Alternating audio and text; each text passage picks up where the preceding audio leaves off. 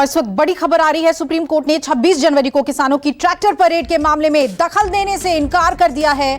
इस मामले पर सुनवाई करते हुए सीजेआई ने कहा कि यह कानून व्यवस्था का मामला है। सुप्रीम कोर्ट ने यह भी कहा कि दिल्ली में कौन प्रवेश करेगा और कौन नहीं, यह देखना पुलिस का काम है, हमारा नहीं। सीजेआई ने कहा कि दिल्ली पुलिस को पूरे अधिकार हैं कि वो कानून व्यवस्था बनाए रखे। इस मामले की अगली सुनवाई अब बुधवार को होगी।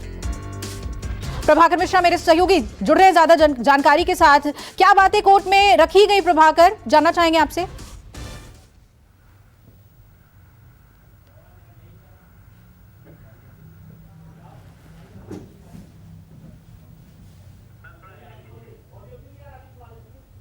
प्रभाकर, आपकी आवाज नहीं पहुंच पा रही, एक बार फिर बता दें कि बुधवार को अब इस मामले में अगली सुनवाई होगी, लेकिन सीजेआई ने साफ कहा कि दिल्ली में कौन आएगा कौन नहीं ये पुलिस तय करेगी और पुलिस अपने अधिकार का प्रयोग कर सकती है। कानून व्यवस्था बनाए रखना दिल्ली पुलिस का काम है, ये कहा है सुप्रीम कोर्ट ने।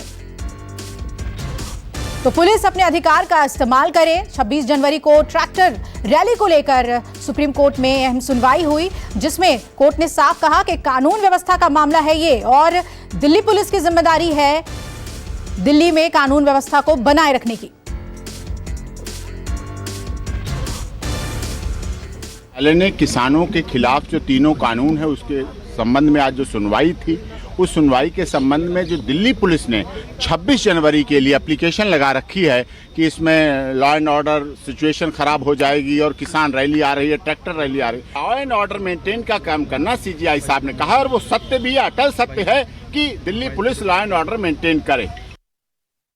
तो सुप्रीम कोर्ट ने दखल देने से मना कर दिया। प्रभाकर मेरे सहयोगी जुड़ रहे हैं। प्रभाकर, क्या बातें की गई थी, क्या लॉ एंड ऑर्डर को एक इशू इसमें बनाया गया मामले में और कोर्ट का क्या रुख रहा? देखिए, केंद्र सरकार की तरफ से सॉलिसिटर जनरल यानी दिल्ली पुलिस की तरफ से सॉलिसिटर जनरल ने कहा कि गणतंत्र दिवस की गरिमा बनाए रखी जानी चाहिए और उसके लिए कोर्ट को इसमें दखल देना चाहिए।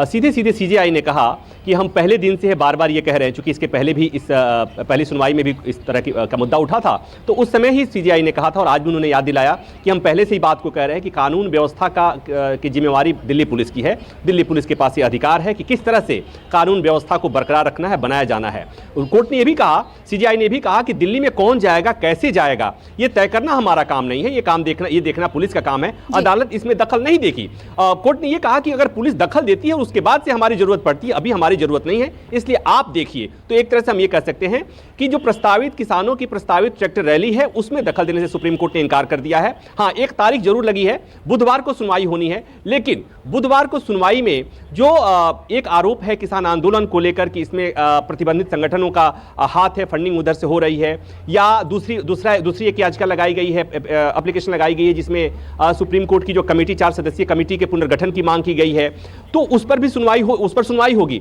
हो सकता है कि उस दौरान एक बार फिर इस मसले में केंद्र सरकार की तरफ से कहा जाए कि इसमें अदालत दखल दे, लेकिन आज सुप्रीम कोर्ट ने साफ तौर पर कर दिया कि पुलिस के पास अधिकार है, पुलिस को कानून व्यवस्था बनाए रखना है और जो अधिकार है उसके बाद इसमें कोर्ट को आदेश देने की जरूरत नहीं है। पुलिस की जो क्षमता है, पुलिस का जो अधिकार है वो पर्याप्त है। तो एक तरह से कहें कि अब एक तरफ से सुप्रीम कोर्ट ने दखल देने से इनकार कर दिया और दूसरी तरफ दिल्ली पुलिस के लिए कह दिया कि आपको जो करना है वो कीजिए, आपको देखना, ये आपकी जिम्मेवारी है कि दिल्ली में गणतंत्र दिवस के दिन कानून व्यवस्था की स्थिति खराब नहीं हो।